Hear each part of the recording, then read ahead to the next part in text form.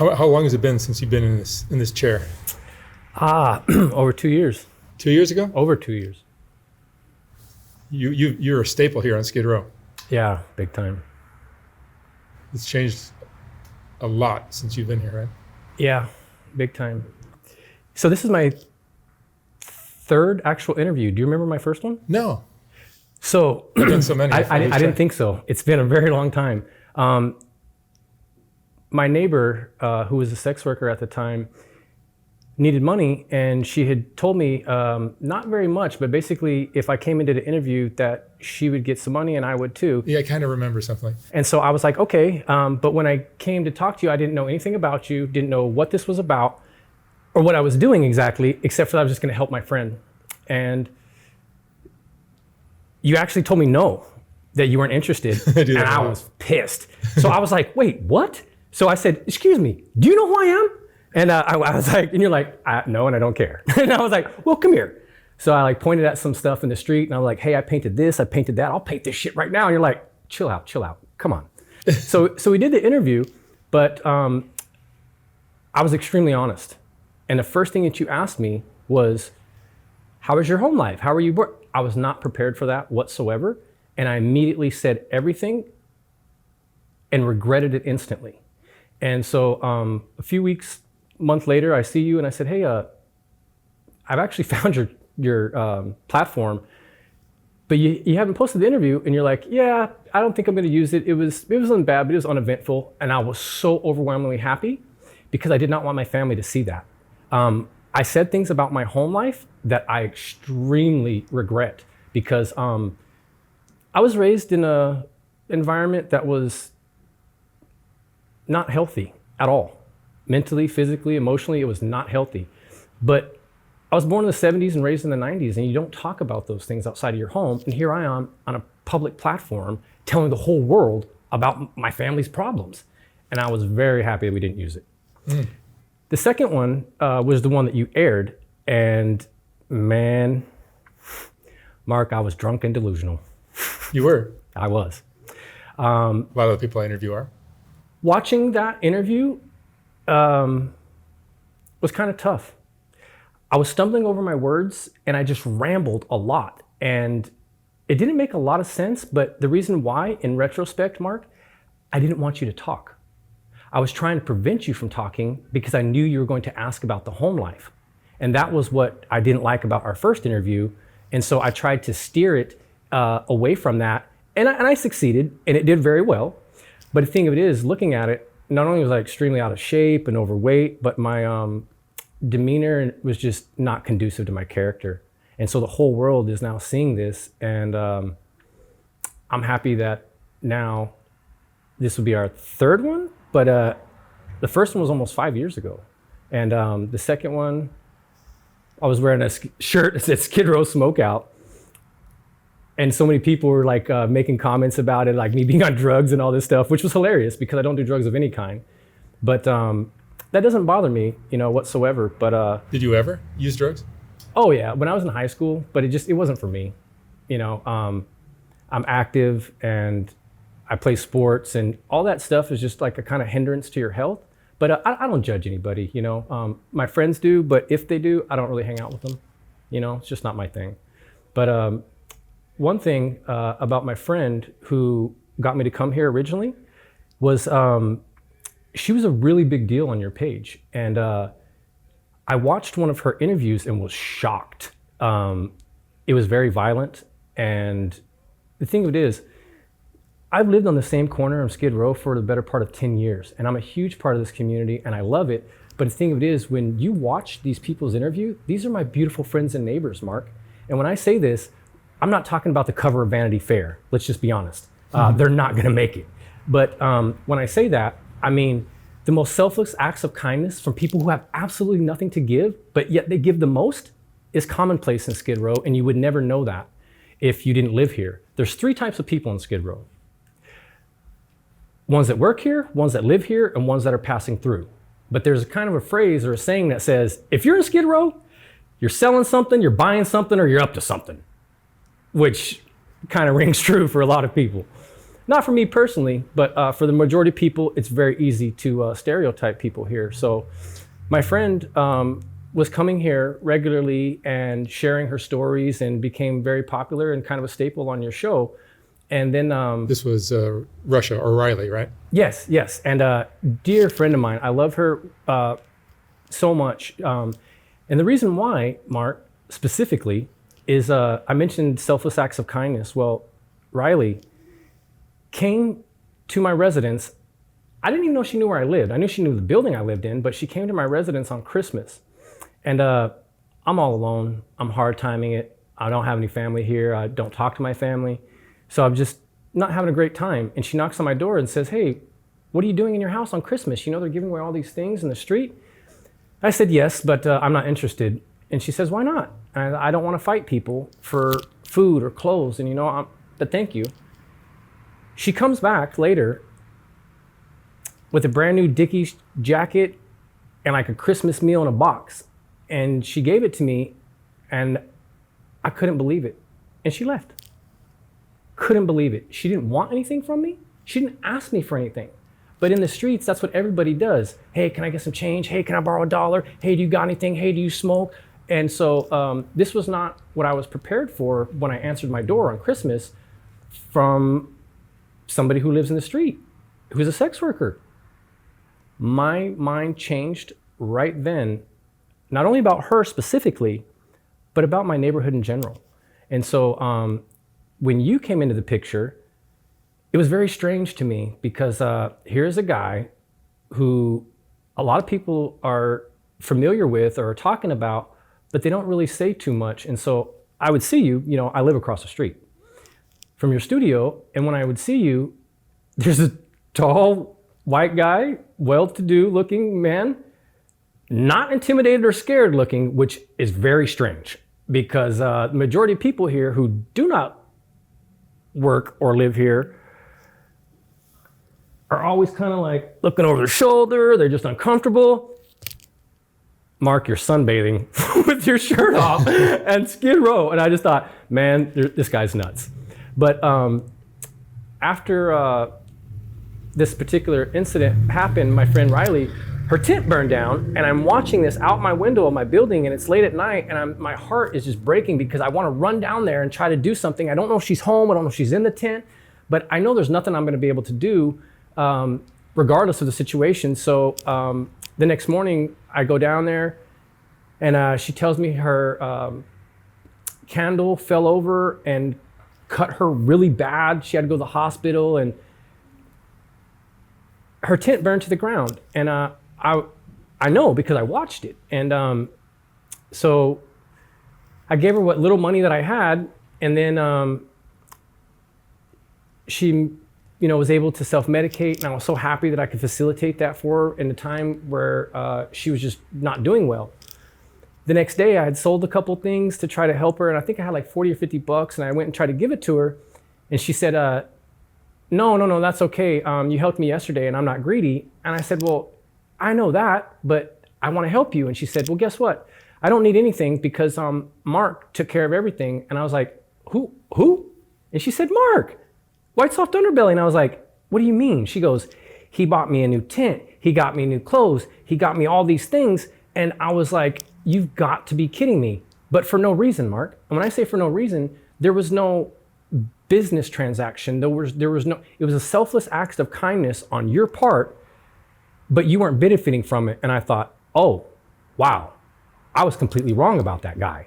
And I was happy to know that from that day forward, I have been very, very pleased that you're a part of this community in whatever aspect, because what I've seen over the years is unbelievable.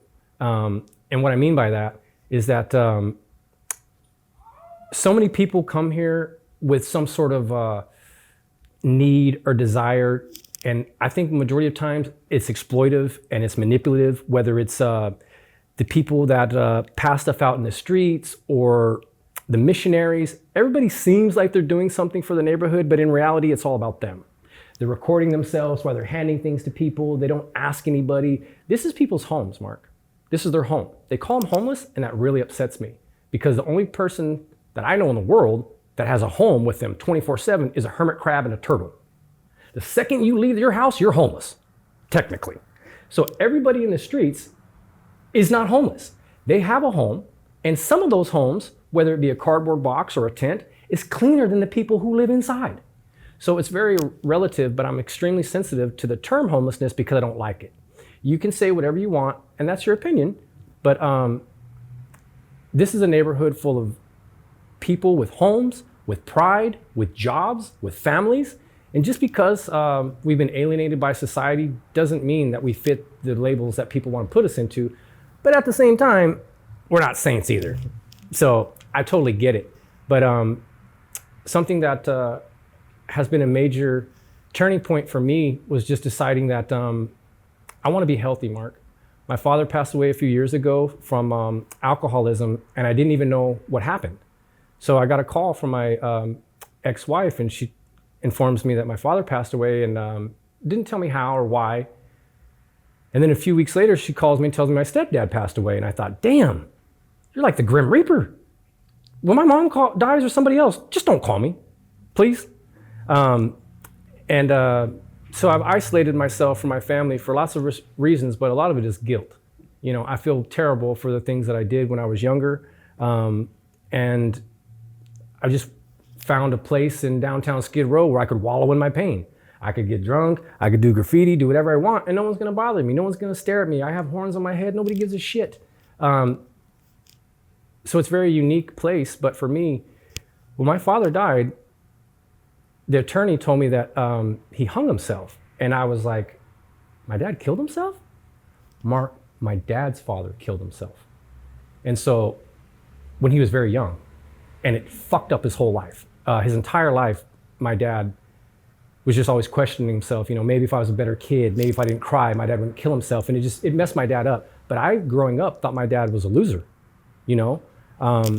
He didn't go to college, he didn't do this, you know? And so I was ashamed of my dad. I'm not gonna lie. And so my first video, I spoke about these things and he was still alive. So I was horrified thinking that he would see it because I do love both of my fathers. But I just decided, you know what? This shit stops here. I stopped the generational cycle of fucking suicide and alcoholism now because I have 5 kids and I could never imagine one of them getting the phone call that I got. It's just a horrible fucking feeling. So October 31st, 2021, I was drinking tall cans on the corner of 8th Street and Spring. It's a nice area. But it's Halloween and I'm drinking, I'm having fun. I see some friends and I'm playing Corridos music on the corner. They sing songs about me in Mexico. I'm having a good time, you know? And the cops roll by and they see us and they stop and they look at us and they wave and keep going. Mark, that's all the justification I needed. Let's paint. So now I'm painting on the front of this brand new building on 8th and Spring. And some guy I've only met one time named Bastard Artist. I thought he did graffiti. Maybe he's a photographer. I don't know because I don't know the guy. But I thought he was going to paint with me. And so he's filming. Well, an incident occurred where an individual runs around the corner and assaults me in the middle of me painting, to my surprise, obviously. And so in my defense of this unprovoked attack, I'm painting and I sprayed him in the face with a can of spray paint to try to get him off of me. Well, it worked temporarily, but this whole thing is on video, Mark. It's on the corner of 8th and Spring on a main street, on a brand new building. But in my defense, in my rational alcohol-induced mind, I'm only gonna paint the windows, not the building, nothing, and they can just scrape it off, $20, no harm, no foul. And this person who is fighting me has on no identifying marks. He's in all black, so it's just some random do-gooder citizen, in my opinion. Come to find out, Mark, he's a security guard from that building. And there's a bunch of other security guards with him, but they're in all black and they have dogs with them. And so I'm trying to explain to myself my situation to the guy, but once I sprayed him in the face, he wasn't trying to hear it. So he backs me into the corner and I'm telling him, hey, knock it off. Well, I headbutt him after spray painting his face. And then he falls into the street and we're just like wrestling around in the ground. And he gets me in a submission move. This guy could have snapped my arm, Mark, just broke my arm. But he wasn't really trying to hurt me, which is the weirdest thing. And I wasn't really trying to hurt him. But I was damn sure trying to get away from the scene. So now it's like a big public spectacle. People are commentating. They're making jokes. And Mark, I'm going to tell you the truth. Not only did I have a good time, but when I watched the video, it's funny as hell. Except for the viral video. The video went viral and they edited it. You don't see the beginning of it. All you see is me laying on the ground, basically screaming for help. So it's not a flattering video, but I don't care. I know what happened. I have contraband in my backpack. I cannot get caught with this backpack. I'm on bail for number one, and I'm a convicted felon. I cannot get caught with what's in my bag. So I'm yelling at this guy, bastard, to help me, but he can't really do anything because of all the security guards, but you can't see in the frame. So all these people on the comments of this video said, this dude is a punk. He left you there. He didn't help you. Not true. He got my backpack with the contraband and left and took it to the car and came back. That dude saved my life. Nobody ever saw that. And, but that video went viral and a lot of people like said, oh, these guys' career is over in graffiti. They're bad names. And it was unfortunate, but I never saw it as an unfortunate situation. I thought it was hilarious because it was funny to me. But as a result of that, my Instagram got hacked twice and I lost my social media, which turned out to be a blessing, a complete blessing. So from 1 week being 100% dependent on social media for income to a week later to having no contact. I don't work at a shop. I don't have any way to people to contact me. So luckily for me, I happened to get an inheritance at that time for my father's passing. And I went to Portland, Oregon to visit a good friend of mine, Tristan Gladstein, rest in peace. And he was heavily into drugs at the time. And like I mentioned earlier, that's not my thing. So I didn't really hang out with him, but I went there to hang out. I went there to live with this guy for a month and do graffiti in Portland. Didn't paint one time, walked around downtown with all this money, stumbled in the Pendleton store. The rest is history on that. But so I decided to call a friend of mine here and say, you know what? My building in Skid Row, 3 people died in one day before I left. I've been in the same building for 7 years and it's hell on earth. It's across the street from your studio. You've been in that building, Mark. Yes, it's not a good place. No. So it just became too much for me, and I'm running like a speakeasy in a sense. So if you get tattooed by me during that time, it was incredible because you would go to this roach-infested, rat, bedbug, murderous ass hotel to get tattooed, but I would never tell anybody they were coming to Skid Row. I would actually say, hey, I have a spot in the Arts District, and I would give them the address the day of because I didn't want them to look up the address and see that they were gonna come to Skid Row because I know they're not gonna come. But I'm tattooing people from around the world. This famous photographer, Esteban Oriol from Los Angeles, is sitting in my studio, and he goes, man, 25 years ago, this place was a hellhole. It still is. And I thought, yeah, but I turned it into something beautiful. But I lived there and I slept on the floor, and it was a really tough life, not only dealing with drug dealers and prostitutes and the police, but I could never rest in Skid Row, Mark. It's so much negative energy and police sirens, helicopters, shootings, dogs attacking people, car crashes.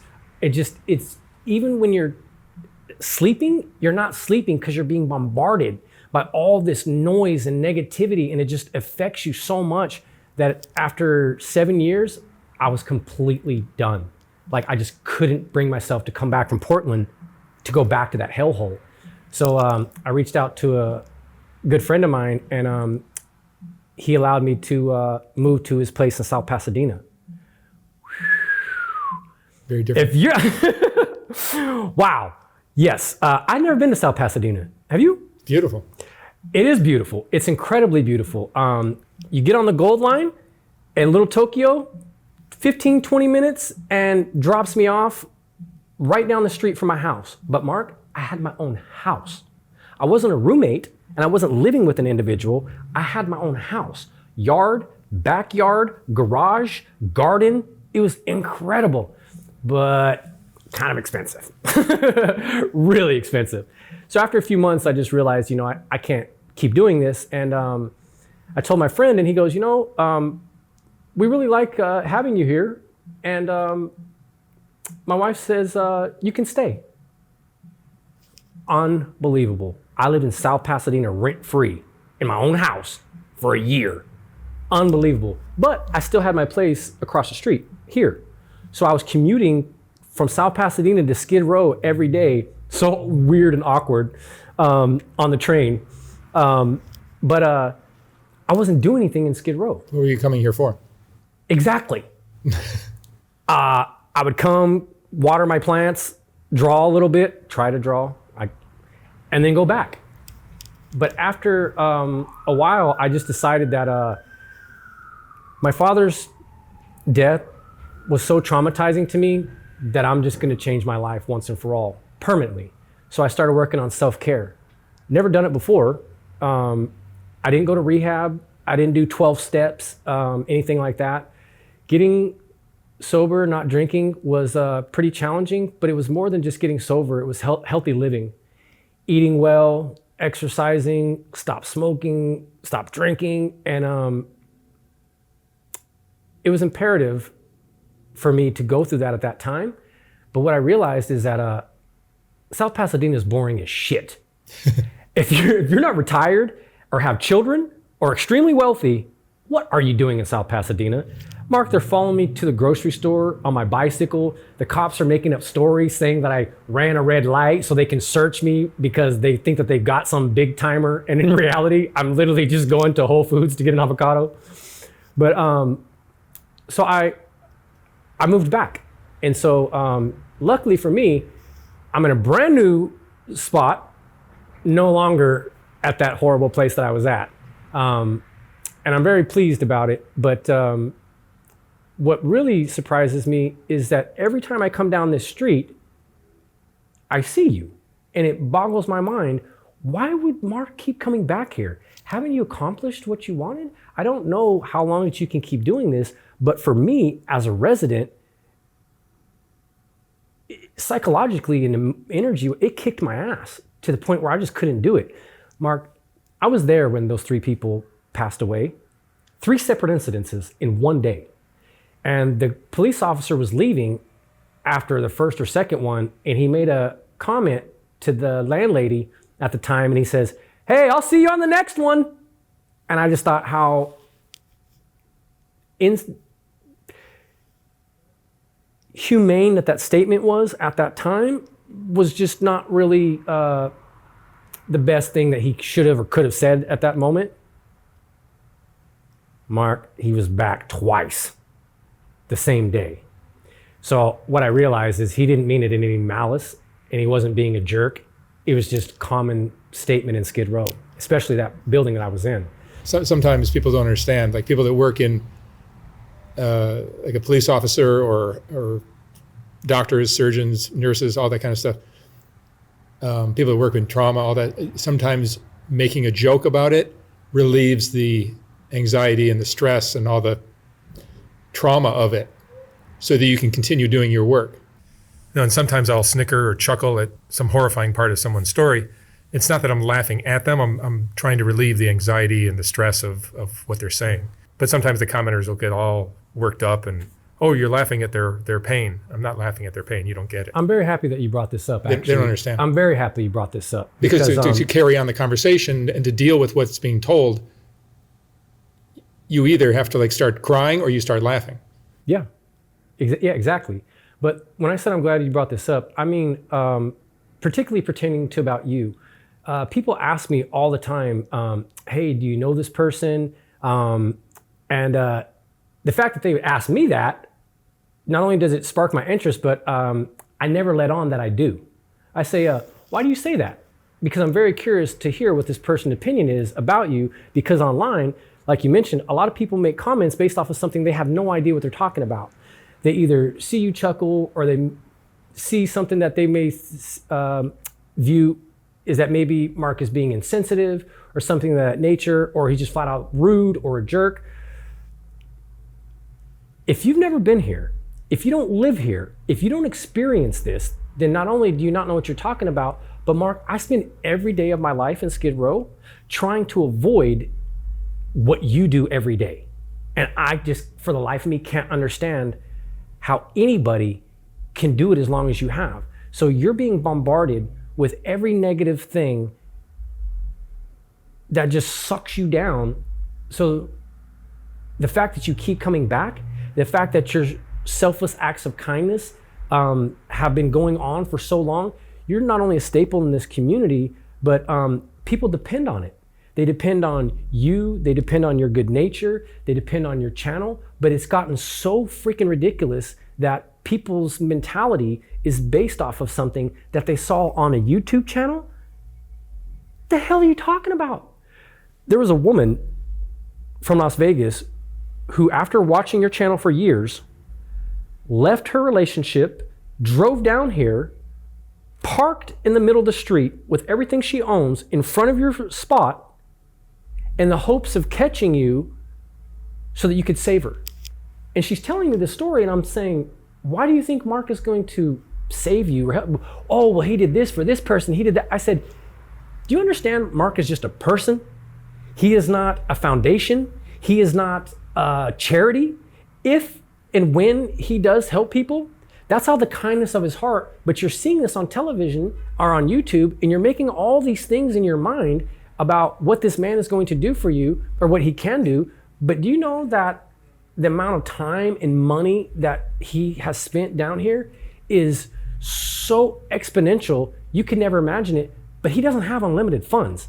But the big thing, the reason why I said I'm glad you brought this up, Mark, is because a lot of people think that you are monetizing off of these interviews and that you're just making a ton of money and you're exploiting all these people in Skid Row. It's true. Oh, this video got this many views, Mark should pay me more money because my video did so well. And what they don't have any understanding is the way that it really works. Yeah, I mean, let me explain, because I've been hearing this thousands of times. I know how it works, but I want people to hear it. First off, I've been down here since 2010. Mm-hmm. I used to have a studio on 6th Street, then I moved to a studio on Town, and now I'm on 7th Street. That's a better part of 15 years, Mark. That's almost a very 15, long yeah, time. 13, 14 very years. Long time. And I've been doing that since basically 2 years ago when I finally monetized this YouTube channel. Okay. But in that time, I mean, just in the last 4.5 years when I really started this YouTube channel, I've done 8,000 interviews. 8,000. 365 days a year. I don't know how many days you take off, but I see you almost It comes to about 5 a day. Every single day? Every day. I've been taking a day. I took my first day off in 4.5 years just this Christmas. Mark, the emotional strain and toll. I haven't really wanted to tell you this, but now I'll take the opportunity. You know when you see a president at the beginning of his presidency, and then like a few years into it, he just looks shot out and eyes puffy and I've seen this happen to you. Oh yeah. Physically, you are strong as an ox, you look good, but your face is telling a different story. Yeah, it beats the crap out of me. It does. And not only can I see it, but I spend every day of my life trying to avoid this, and I live here. You're coming here with the intention of doing this 5 times a day. I couldn't do it 5 times total. So the stories that you're hearing and the negativity that people are dumping on you doesn't happen to me. My friends and I, hey, how you doing? Good to see you. You got a cigarette? Can I borrow your phone? These little interactions are really fun and enjoyable. Yeah, no, I'm diving into the really meaty trauma of it all. And granted, so not that I'm an angel or anything, but everyone has their faults, but I have been doing this with no income since 2010. That's what I'm getting at. I had an advertising business. I would do that on my free, that's what I did. And when I had free time, I would come down here. And then 4.5 years ago, I really dove in and just started doing this every day. But for all those years, up until 2 years ago, I didn't make a penny. And yet every day I'm down here, I spend roughly an average of $1,500. So do the math on that. And everybody's like, so, and on top of that, so now my channel is monetized, but of the top 50 videos on my channel, the most popular ones, I would bet you 35 of them are demonetized. So that means like very few of my videos are making money. So specifically what I wanted to address is that if an individual comes on just like I am right now, we tell our story and then we leave and we get reimbursed for our time. And it's a very beneficial process. And very often there's a finder's fee involved with somebody who brought you. Absolutely. And the thing of it is, nobody in Skid Row, Mark, is handing out $100 bills besides you. I have not met one in 10 years, not met a one. But you've been doing it for the better part of 5 years. But what that money does is it gives the people of Skid Row a chance to breathe, a day off, a day where you don't have to do things that are unconducive to your character just to get some money. I'm not big on defending myself but I'm defending myself here in this video. But I typically just let people think I'm the devil or whatever. So the people that want to hate just want to hate, and that's. And you know what? I have a ton of haters. But let me address what you just said. When I'm giving money to a drug addict, what I'm doing, rather than supporting their habit, is giving. It's what you just said. I'm relieving the stress and trauma of having to go suck somebody's dick to get money for that drug. And just that statement alone sounds harsh. Because they're going to get the drug regardless. Right. But there's nothing that's going to stop it. But your statement alone right there sounds harsh. But this is the harsh fucking reality of where we live. And I just don't say it as bluntly as you. But that's exactly what's going on here.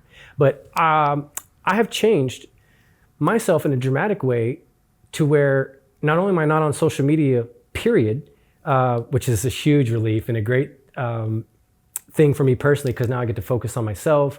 You seem to be doing so much better than years past. Thank you. I really appreciate that.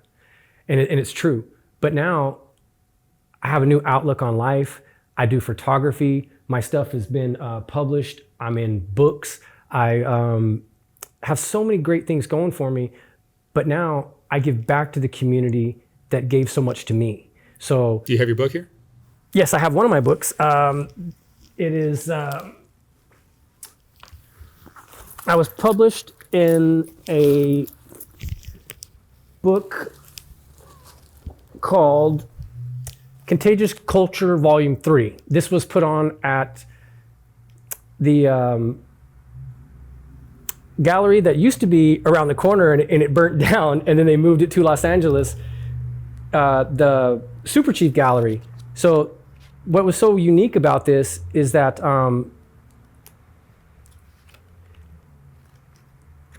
I didn't know. This is my photo right here, and this the bottom one, and it says Skid Row Historian. The mayor of Los Angeles, Miss Karen Bass, Mark, came to my studio in Skid Row a few months back to congratulate me on my work as a historian, and I'm dumbfounded.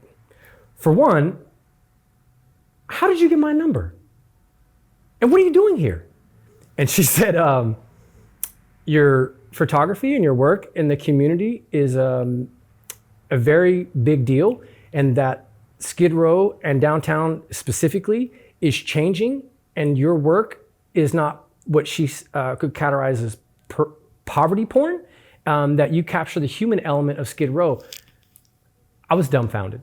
This was not a meet and greet. This was not a photo op. This is the mayor of Los Angeles standing in my studio congratulating me on something positive based off of photography. That's nice. And so I wanted to show you something that I actually made. And this is my photography that I took here on the streets of Skid Row. But you have thousands of these, right? Oh, I have, yes, thousands. But not too many really people have ever seen them. My work is archived at the Los Angeles Poverty Department, the Skid Row History Museum. But I capture the human element of Skid Row. I like to think so. But this is actually for you. Oh, wow. Thank you very much. You're welcome. Oh, look at that. I'll let you read that. But the things that I do now. Oh, that's sweet. Thank you. You're very welcome. And I just want to tell you that I've never asked you for a single thing. And the reason why is because I don't view you the same as other people. Other people look at you like an ATM for drug money is the way that I look at it. And they line up in front of your studio. And when I ride my bicycle past here, I see everybody with their hands out. And I just think to myself, man, this is like my cousin, my primo, necesito, hey! In Spanish, necesito means I need. Every person in this line out here is telling Mark, I need. And yet here you are day after day, whether these people you're interviewing today, whether you're not interviewing them at all, whether you've interviewed them in the past, you continue to help people financially. And it just boggles my mind because there's no reason for it. Well, so no, there is. It buys me the ability to do what I do down here and not be somebody who's just exploiting or taking advantage of these people or whatever. You know, by me helping absolutely the community and dumping shit. I mean, if you do the math on what I said earlier, look how many, that's a lot of numbers. It is, but I don't think that it's buying security in the sense where, hey, here's some money, please protect me. No, this has happened organically through your generosity and becoming a staple in the community to now where not only you're protected, but the people around you see you in a different light, and myself included. So when somebody would say, hey, you know that guy, Mark's White Soft Underbelly, do you know that guy? Not only do I have cards in my pocket with my name on them from White Soft Underbelly, and there was a time where I worked for you, referring people to you, I just decided that you brought me Johnny, who has yes. 7 million views on my channel. You know, not only Johnny, but a whole bunch of great people. Great people. And regardless of the numbers, I just wanted to show something that wasn't Skid Row. And you have so much of it, but it's only because your location, you know. But your channel has grown. And I think the majority of people just don't really understand what this is. And they look at it like, this is shock value, this is crazy. Certain people want to be on the show, but they all have an agenda. They want something for themselves. They want exposure. They want Instagram likes. They want something. But in reality, your reason for doing this is very meaningful and has a huge purpose, and I'm happy to be a part of it. But I won't defend you, Mark. And the reason why, not that I won't defend you, because that's not true. I should take that back. The majority of times I let people speak their minds about you because I want to see how far they're willing to go. And sometimes it's really sad to me to hear people such strong opinions about somebody they've never met. So after they go through all this heated things about, well, did you see this? Did you hear that? Did you know he does this? Did you know? And by the way, I know more intimately than anybody. So yes, I do know, but I don't let them know that. But what I say is, wow, that's really strong opinions. How long have you known Mark? When did you meet him? Oh, well, I've never met him. Wow, that was some really harsh shit that you said based off of... Anytime you have this kind of success, a channel that's grown to 5 million subscribers or whatever, yeah. Getting this many views, it's you're going to get people hating on you. So it's just, there's no way around it, I think. And I can relate. The reason why I mentioned that video of me getting in a fight, because it was such a big deal in my graffiti career to so many people that they claim that he got beat up, he's this, he's that. And you know, one of the funniest things is that that people like to say, or used to say about me particularly, two things. He's not Mexican and he's not from Los Angeles. That shit would crack me up. But now the comment is always, bastard! And I was yelling for this guy named Bastard to help me. So whenever they put that, and by the way, it was almost 3 years ago, and people put Bastard, and I crack up because the shit's hilarious to me. Because you were calling you were calling for your friend. Yes, but no, I didn't know the guy. But you knew him as Bastard. Right. But I guess what I'm saying is I'm empowered by knowing the truth and knowing what happens. But the more that people hate on you, Mark, you must be doing something right. Because is all these people that dislike you or myself or claim to that have never met us, somehow you watch everything we do. So I don't consider any of these people haters. They're just fans. They're all fans.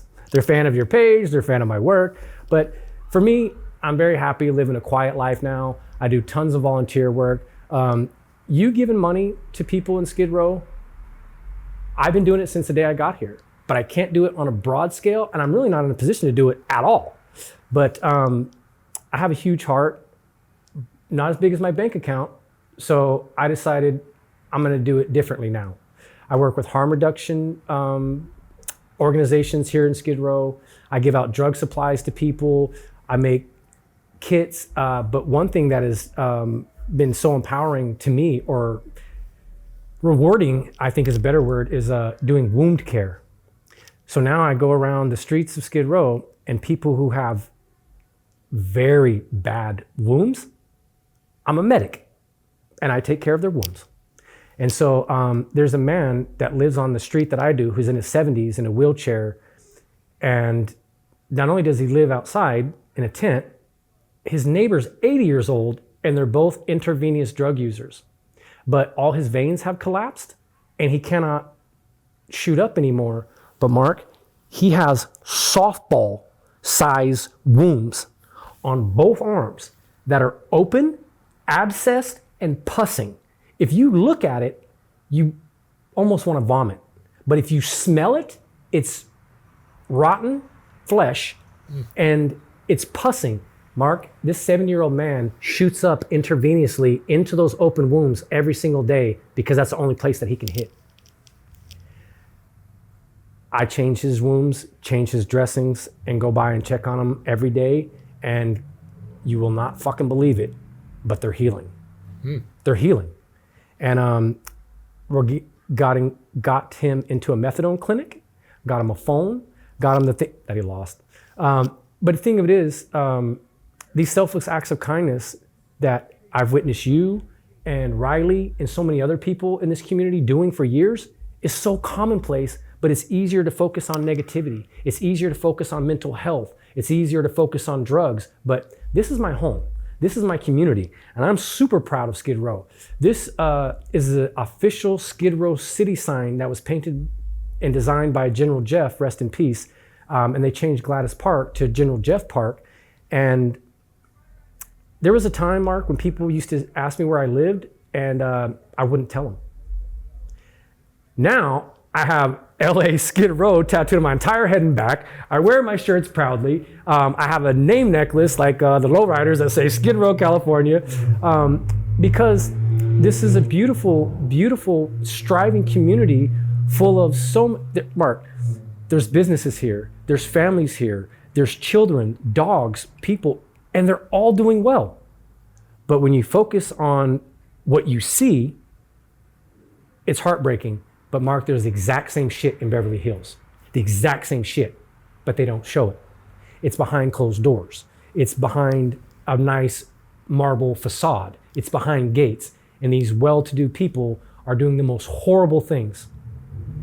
But for me, I'm not only happy here in Skid Row, but I'm very happy to not only know you, but to call you a friend. And I've never asked you anything like, hey, can you help me? Hey, can you give me money? Can you pay my phone bill? You're one of the few that's never done that. I've never done it. Yeah. 5 years. And since we're on this topic, the money that you did give me for the other interviews, I gave to the person that referred me.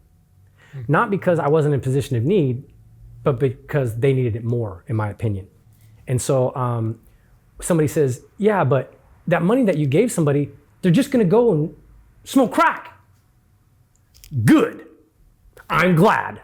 And they're like, what? You're glad they're smoking crack? No, I'm glad that they can go get their medication. That's what I'm glad. You're sitting here drinking coffee, smoking cigarettes, eating sugar, 10 different types of drugs that the FDA or America says is okay, but this person is self-medicating in a way that's conducive to what they do because they know how it's going to affect them. My body chemicals are different from theirs, which are different from yours, but I don't judge anybody. Yeah, well, getting a drug addict to stop using their drug isn't the solution. Right. It's addressing the mental health issue that's behind it is the issue. And that's why I do these videos, to show you how these stories come about so that maybe we can prevent it. And it actually does work. Not only out of the 8,000 videos that you've done, do you help every single one of those people financially during that time? Do the math, I can't. But for I give everybody money, but weeks, months, years later, you're still helping those people. There's a specific person on your channel that gets a lot of attention named Rebecca. Yeah. And she is very eccentric. And whenever I see her in the streets,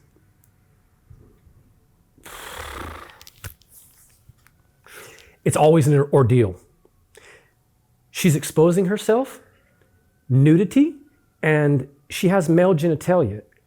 And the fact that she's a man who wants to be identified as a woman, I have no problem with, and I call her and refer to her as a woman, knowing that she's not, and her name, because that's her choice. But she gets excited when she sees me. And I'm excited to see her too, because this is a friend of mine from Skid Row that's not in Skid Row. But Mark, it's never a good situation. So she asked me for a cigarette, and I say, I don't smoke, sweetheart, you know that. And she goes, I know, can you call Mark? And I said, sure, I'll call Mark. And then when I call Mark for her, call you, she says, hey, I need a phone. And you say, I already got you a phone, what did you do with it? And then she says, oh, but I need this. But all the things that she's asking, not only have you provided before, but you continue to provide. And it blows my mind that you continue to provide these things. But every single time I interact with her, she is completely belligerent, exposing herself, and I have to prevent somebody from attacking her physically every time. Yeah, there's a serious mental health problem behind all that drug use. But I also see behind all that mental illness and drug use is a really intelligent, kind, compassionate genius. And I see it too. But for an average person who's walking by, there's a man with a beard, partially dressed, with genitalia hanging out. Acting crazy. And so this guy saw this and got very upset and was in the middle of assaulting. He was going to drop kick her in the nuts. And I ran up and I said, hey, stop. Hey, excuse me. Please don't do this. My friend has mental illness. And he goes, hey, man, you been to prison? And I was like, of course. But what the fuck does that got to do with anything? And he's like, we don't play this shit. And I said, well, good thing is neither one of us are in prison anymore. But second, this person has mental illness. Nice to meet you, bro. Just keep moving. And he goes, nah, fuck that. His fucking dick is hanging out. And if my girl was with me right now, I would break this fool out. And I said, well, guess what? Your girl's not here. Nice to meet you, man. Have a good day. And then he tried to sell me meth. The streets are rough. Yeah, so he just kept pushing. I didn't buy meth. But what I did do is I hung out with Rebecca. We ate cake that she had marked. She got this cake out of a trash. And she's eating it, but she offered me some. I'm not gonna get disgusted and be like, no, I don't want any of your cake. It looked good. I don't personally eat out of the trash, but hey. So I shared some of her cake and she asked me to play her a song. So I'm playing a song on the side of the road. On your phone. On my phone, dancing, eating cake with somebody that is completely belligerent and out of their mind, and it was the highlight of my day. So for people who don't understand mental illness and they don't understand that crazy shit, guess what? I don't either. But I'm compassionate and I'm not judging her. I'm not making any judgments. All I hope is that the next time I see her, she remembers my name. And whether she does or doesn't is completely irrelevant, but it's because I'm a part of the community that celebrates individuality. It celebrates art. So many wonderful things here. Mark, we have community gardens here. We have parks and recreation. We have so many beautiful things here in Skid Row, but people just focus on one little thing, and it's very easy to do. And I just am very happy not to be a part of it. This is a major thing for me, is I've seen 2 videos that you've done. One with another guy who has a YouTube channel, and he walked around. Oh, Peter Sentinel. Yes. That one was my favorite because you showed Skid Row. You walked the streets of Skid Row, and C-Note was with you and kind of like ad-libbing certain things, or just kind of making sure people didn't snatch Peter's phone. Mm-hmm. But you can't film here. Everybody knows that. You cannot film in Skid Row. Mark, people drive down the streets holding their phone out the window. They blow the red light because they don't want to stop because people are going to run against their car. But if you were to walk through Skid Row with a camera, you are going to get attacked. And the reason why is because people don't want to be showing their illegal activity, for number one, but we don't want our families or friends or relatives to see us in a compromised position. And just because we're outside or in the streets, this is still our home. So I would never walk up into somebody's home or their front yard and just start filming them and their family. Oh, wow, look, that chick's got a fat ass, and just start filming her. But there's somebody here who's completely nude, who might be taking a bath, who might be changing, who might not have any clothes, or in Rebecca's position, might just be a mental health crisis. But these strangers are taking photos of these people and putting it on Instagram, making books about this, having art shows, and it's disgusting to me. You're not doing any of those things, and neither am I. But sometimes I do. But the thing of it is, what's different about that statement is I think that you've earned the right to show what's actually going on, and it's not exploitive if that's what you're doing. The spirit behind what I'm doing is to create awareness of what's going on. Thank you, Mark, because that's the phrase that's been on the tip of my tongue. Is I don't advocate drug use, but I work for harm reduction. So you give people drug supplies, but you don't. And no, I do not. But what I do is I'm hoping that if somebody's going to do that, they can do it in a clean manner where they harm themselves the least and other people.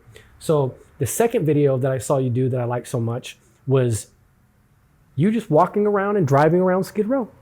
No talking. And one of the most powerful parts of that entire thing is you just did headshots. Of a bunch of individuals. I was one of them. But it brought me to tears. And nobody's talking. Nobody's saying anything. But the power, I have chills, Mark. You can't fake that stuff. And that emotion that I saw, it came across in your video. You did it. You got it. You fucking captured it. Because in this studio, it's, if you do prison time, if you watch a movie about a documentary about Skid Row, these things are not conducive to reality, and you just can't get the sitting in a holding tank for days, hours, however long, is unbelievably hard to describe on cinema. And they just, oh, guy goes to jail, next scene, 30 years later, he's getting out. You can do 8,000 videos, Mark, 80,000 videos, and it just does not paint the picture of Skid Row until you're out there. So that video that I'm describing, the second one, you got a lot of negativity on the comments. Oh, he's driving around, people are hollering at him. He's, and I just thought, man, these people are so ignorant. And the thing of it is, the definition of ignorance is lack of knowledge. I didn't say they were stupid. I said they're ignorant about what they're going, who this guy is in the community, the work that you've done, that you continue to do, your selfless acts of kindness. All these things are things that people don't even understand. And my dear friend Riley somehow now doesn't like you because either a statement that you made to her, or after weeks or months of years of you contributing to her, you didn't one time, and she got mad and got offended. Or maybe you snapped at her and you said... The rumor is I'm making so much money off everybody. That's what I was And going to say. if you're uninformed, then that looks like, oh, he's making lots of money. So if I come on here and I do a video right now, and this video gets a bunch of views and a bunch of following, 100,000 views. 100,000 views, but let's just say it gets a couple million. Now, what people in Skid Row or other people think is, oh, Mark just made a ton of money off that person. He should help that person. So now this person comes back and is like, hey, you made a lot of money off of me. You should hook me up. You should break me off. They don't understand all the expense that goes into this too. Not only all the expense, but I think every one of those videos that I was describing got demonetized. Yeah. So you didn't make a dime, but that person doesn't know that. And if you told them that, they don't believe you because they look at this thing. That's why there's so much hate. Right. And for me, that's why I don't say anything, because the hate is so strong.